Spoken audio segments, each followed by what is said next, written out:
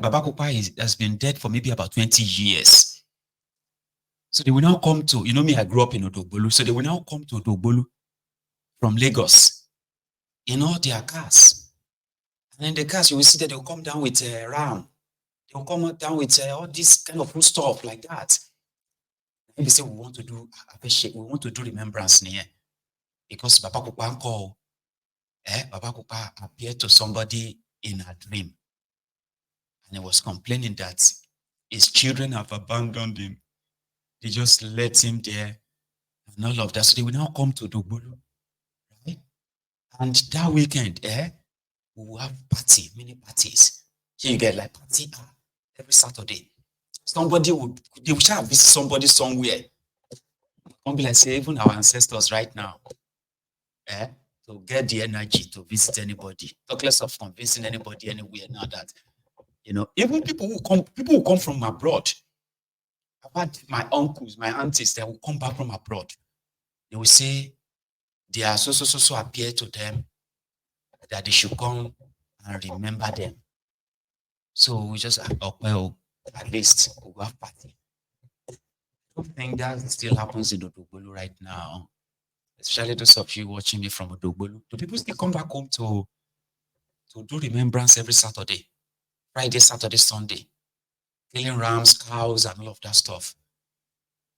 I know some of you watching me right now will be like, what are you talking about?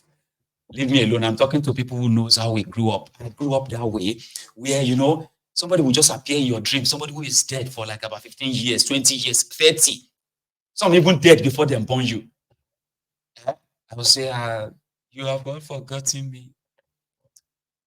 They will come back and they will, we'll have party. The economy these days, the ancestor, everybody just decided to just stay on their own. Because when you look at everybody from their ancestors' iPad,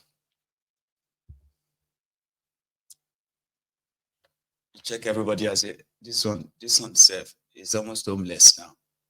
This one said the economy don't destroy a marriage. I can't go to this one. So let's check your granddaughter. So my granddaughter, her salary is just 75,000 naira. She cannot even feed herself. So, leave my granddaughter. Let's try. What about that? See, now all of them be this. I'm checking them on Facebook. Look at them. See, they are all asking that God should, So I don't think people really go back home anymore to go and say they saw somebody in their dream, and therefore they are back home to come and remember them. I still remember my mom. I do. It's just that the economy tough, by the way, that I don't think I want to throw a party for her. But if it was back then, I probably would be doing remembrance every year, doing a remembrance party for her, killing this, Aye. A lot has happened, man. Well, here is SHETTIMA talking about Tinubu's economic policies with the Swedish Business Forum. I want to please warn you, okay?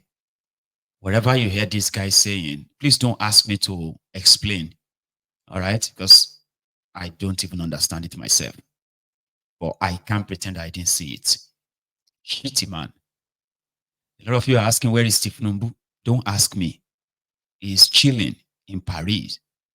The other one is in Sweden, lying to his audience, probably talking to himself. Give them hope for a better tomorrow. Your Excellencies, distinguished ladies and gentlemen, there is hope for a better tomorrow. The highest, we are a monoproduct economy.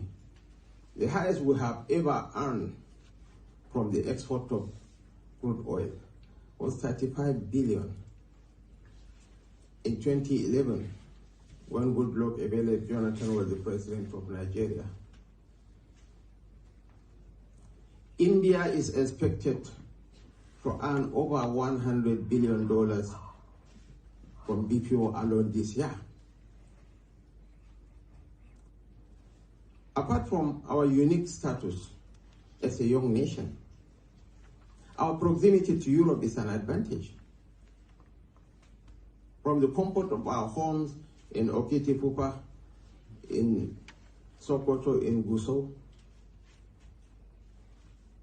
We can earn our living legitimately. So I believe Nigeria is where the action is. We have the talent. We have a very young, resilient, and resourceful population in Nigeria.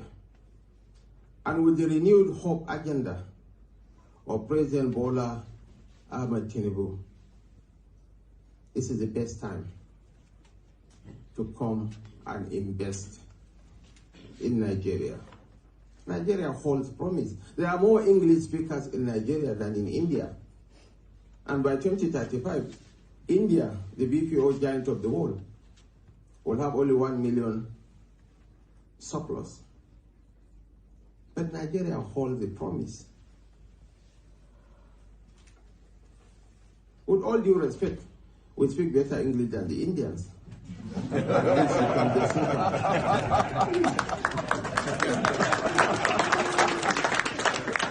I want to thank you from the bottom of my heart. There is a prepared speech, but sometimes I prepare to speak from the heart. The Swedish ambassador is a wonderful lady. And by the end of the century, when all of us here had become poor tenants in the home of the earth once, Nigeria will be the most populous nation on earth. And there is beauty in numbers. People celebrate China fundamentally because of their numbers and their ingenuity. I can assure you that the Nigerian digital space, the Nigerian digital ecosystem is yearning for support and investment. I don't believe in handouts. I believe in partnership that works for all of us. And according to Korn Ferry, a global consultancy firm, by 2035, there will be 65 million global talent deficits. The United States, Brazil, and Russia will all suffer from 6 million talent deficits each. But Nigeria and Africa, Nigeria is a young nation. The average age of the Nigerian nation is 16.9. Hope springs eternal from the hearts of, I'm an eternal optimist, but I'm also a realist. George Bernard Shaw said, progress is impossible without change. And those who cannot change their minds cannot change anything. The word for crisis in the Chinese language is Wei Des. Wei stands for opportunity, and Day for change. Nigeria beckons at you. Nigeria is calling on you, and we are ready for business. We give them hope. Nuisance Lele. Okay, I shouldn't be asking you because I said you should not ask me to explain. What happened is that's how people who sort of talk to themselves, that's how they do. All right? Nigeria is yearning for investment. Nigeria we don't want your handout. It's been 17 months, okay? They've not been able to attract at least minimum of $1 billion to that country. In 17 months, they've only been able to attract $29.5 million investment. And I don't even know where that investment is per se. They said part of Lagos and Abuja. Those are the two places, 12 million and 17.5 million. And I think the investment is even in something not really, something inconsequential. Giant of Africa. Because nobody is going to invest in a country who is suffering from policy inconsistencies. They also sent another guy to the world. This one is the agriculture minister. You probably don't know him, but I'll put him on your screen very soon. They did a video like Tinubu cut and join to present to the World Food Organization. And the entire thing is filled with lies. I'm so sorry. So that's why I want to share the two together so that we can put them behind us. Listen to the agriculture minister. Your Excellencies, ladies and gentlemen, I am pleased to address you on behalf of the President and Commander-in-Chief of the Armed Forces of the Federal Republic of Nigeria, His Excellency Bola Ahmed Tinubu, GCFR, at this year's World Food Forum, organized by the Food and Agriculture Organization of the United Nations, and to share the Nigeria's vision for an agri-food system that can deliver food for today and tomorrow. Let me first congratulate the FAO Director General for his leadership and support to member countries towards transforming agri-food system for guiding the process of ensuring food and nutrition security across the continents. I equally commend the commitment of all state and non-state partners for their contributions to human development. Since I assumed office, the Nigeria's vision for an agri-food system reflects a comprehensive approach to securing food for the present and future generations. The focus has been on inclusivity, sustainability, and resilience, which is based on the principle of unlocking and exploring the country's agricultural potential. The direction of the Nigerian government and the support provided by development partners is targeted at uplifting smallholder farmers and rural communities. Amongst the ongoing interventions is the African Development Bank's assisted National Agricultural Growth Scheme, AgroPocket, NAGS-AP, which facilitates farmers' access to seeds, fertilizers, agrochemicals, and training. The program has helped in enhancing yields, output, processing, and marketing in the chain. It is therefore our collective action to sustain investment in smallholder farmers for improvement in agricultural productivity, access to resources, extension services, and markets, which will ultimately transform rural communities and raise living standards. Similarly, the government and other stakeholders continue to use the window of the Nigerian incentive-based risk-sharing system for agricultural lending to de-risk agricultural investment and therewith raise farmer income, business profits, and living standard in a commensurate manner. Other initiative is the step taken on promoting inclusivity in agriculture programs with focus on youth and women. The initiative has resulted in the creation of vibrant youth farm lab that helps to modernize and diversify the sector via skill, entrepreneurship, and leadership development. We are also facilitating a proper management and utilization of silo complexes, community warehouses, and aggregation centers by concessioning some facilities to the private sector and deploying some to the statutory activities of food relief intervention and commodity price stabilization as a means of ensuring normalcy in the supply chain. In addition, Nigeria is vigorously promoting and developing sustainable agricultural practice, most especially the application of climate-smart agriculture and integrated pest management to boost productivity while protecting the environment. On the context of stimulating agribusiness and value addition, Nigeria, through various commodity value chains like rice, cassava, and palm oil, has created job opportunities and increased income among teeming youth and women in the country. In another related development, government recognized the urgency to unlock capital for agricultural growth and increase financial resources through the innovative financing models such as the Agri-Small and Medium Enterprises Investment Scheme. It is also pertinent to state the pragmatic efforts put in place in short, medium, and long-term measures of stabilizing and addressing acute food shortages through emergency interventions like food distribution programs and the use of underutilized storage facilities.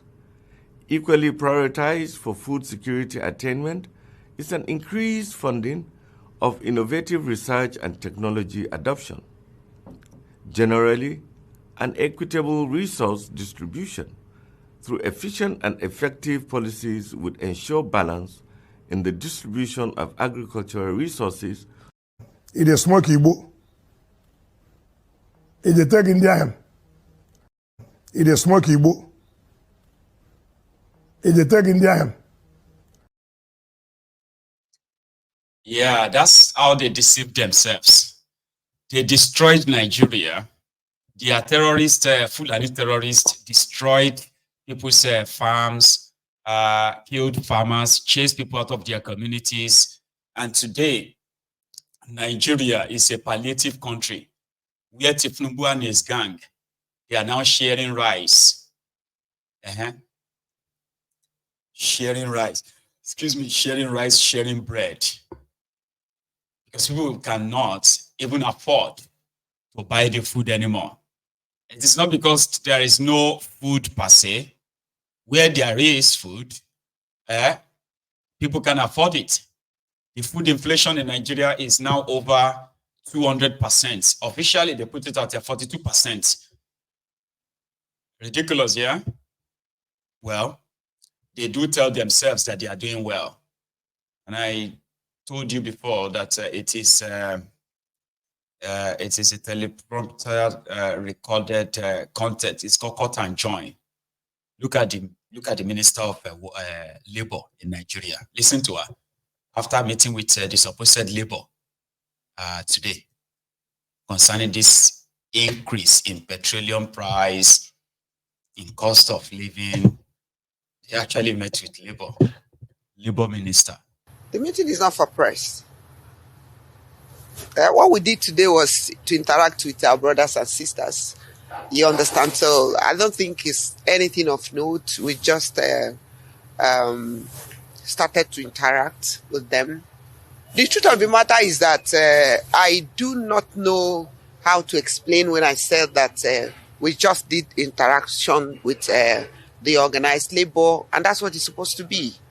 It's not when people start getting agitated that you start talking to them. We are Nigerians, and so what's wrong in calling them to say, how are you, how have you been doing, what's going on, and all that? I mean, that's what it is, and I believe that Nigerians should start being positive about when people meet, and that's, for me, very embarrassing when I come out and I see press. What for? Hey, we didn't invite you now, so that means our interaction is friendly, and of course, that's what's supposed to be done.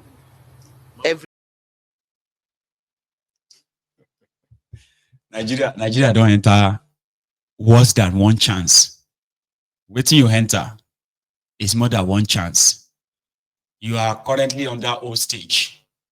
Here, you know, Sha, if you are inside that Nigeria, even if you're outside Nigeria, Nigeria is under the hostage situation where you have Osapa been Lakil and Jollof Hitler. You are under the state capture that you don't know which is which. The first one is Shapa being Lakil. The other one is Jollof Hitler. So anywhere the thing they hit you, depends on how it is, kind of the shege is eating you. Now only you feel explain which version you are experiencing. Somebody asked, why is it hard for investment banks to invest in Nigeria? I mean, come on. You know, Nigeria needs this investment. One JP Morgan guy actually was so honest. And I bet you a lot of people inside that room were nodding their head. Wow. You cannot, investors can, because investors, they are holding people's money. It's not their money. They are looking for where to invest and make profit. Here you get.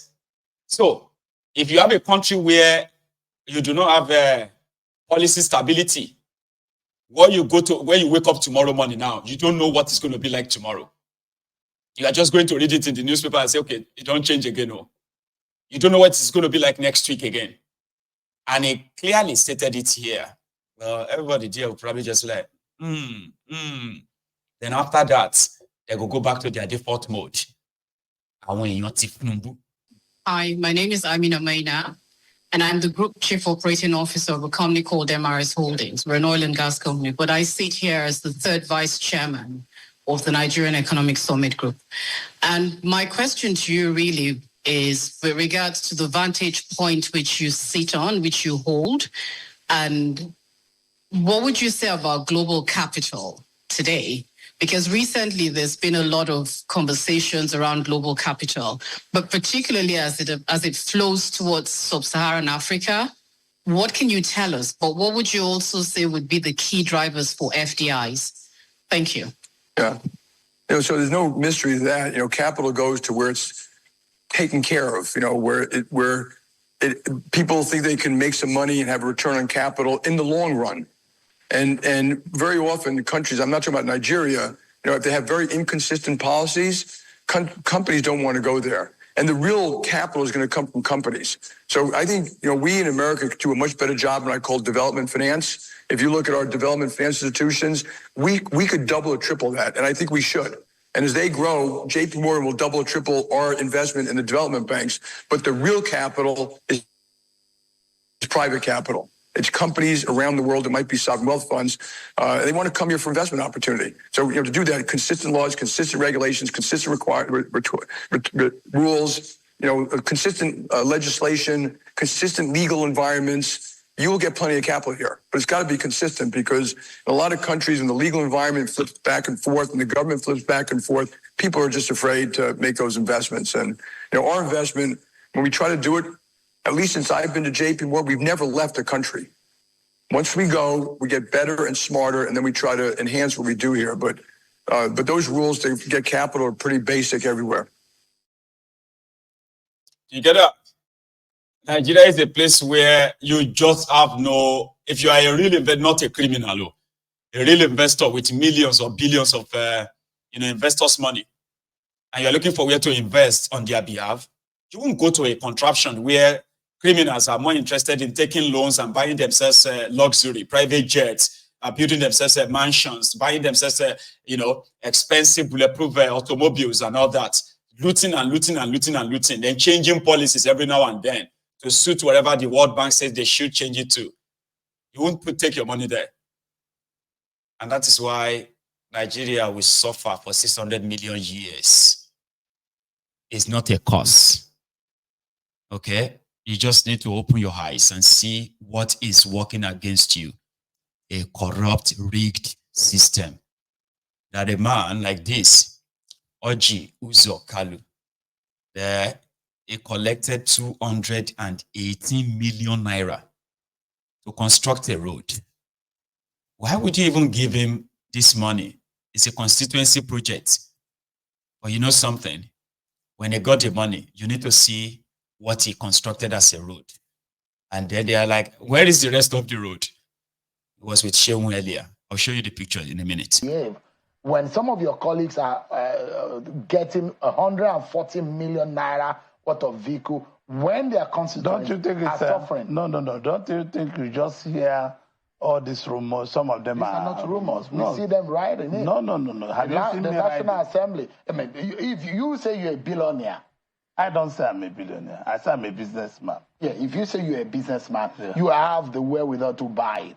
But even if you do, should you get 140 million naira vehicle, No, Senator, Sean, let me tell when you. your people are suffering? Let me Senator? be honest with you. I'm in the Senate, and a lot of things are said about the senators, and I sit there quietly and watch. And most of these things are not true. Like getting vehicles? Yes, of course, they're not true. You mean that senators have not gotten vehicles? Is that what you're Some saying? senators were given aid to buy vehicles and upgraded it with their own, those that can afford it. It's not every You senator. didn't get a vehicle? No, what will I do with The official vehicle? What will I do? The Land Cruiser? There's nothing like official vehicle. They buy vehicles to the committees. Individual senators have been this is why I'm telling you, you are part of this rumor, Karen. Senators are giving committee vehicles. So and did you get a vehicle, Senator? No. That is not the issue. Did my committee get a vehicle? The answer is yes. But you chair a committee, don't you? I chair a committee. So you got a vehicle? The vehicle is for committee work. It's not for me. But it's the official vehicle. No, you it's not don't true. You? It's not true. Well, anybody in the committee can use this vehicle. So Nigerian people